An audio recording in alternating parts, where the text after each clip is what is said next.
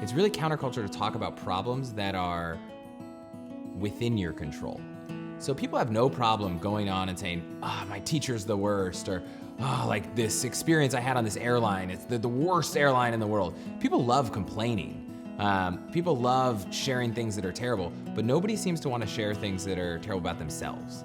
People don't say, it's a bummer that, I'm depressed because I'm a mean person at work. Like no one shares that.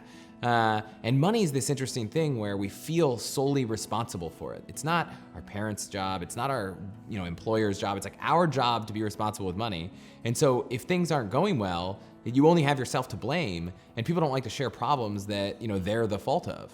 And so people don't talk about their money.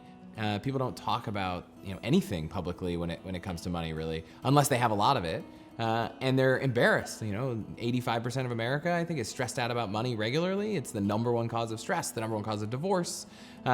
So people don't want to be seen as insecure about the thing that they're probably the most insecure about. So we just talk about all the cool stuff we do. It's like, look at this amazing meal I had. Look at this rainbow in the sky. I'm like on the beach. I'm in Hawaii. Like that attitude is so easy, and it's what people like, it's what people promote. We've kind of gotten to this point where it's like, do I look good in this picture? And it's kind of all about your public outward appearance, which makes it even harder to juxtapose against your inner appearance because you've kind of only shown the world the best. Everyone knows there's a worst, but you don't talk about it, and you kind of have to control it yourself, and it can be a lot. In San Francisco, I feel like to live the Instagram life, you're spending hundreds of thousands of dollars a year to travel wherever you want, and maybe fly first class, and eat at whatever restaurant you want, and have a fancy sushi dinner every night, and live in a beautiful apartment that's on the cleanest, nicest street on the block, and only take a Lyft Plus and like have a lot of room, and that is just not reality.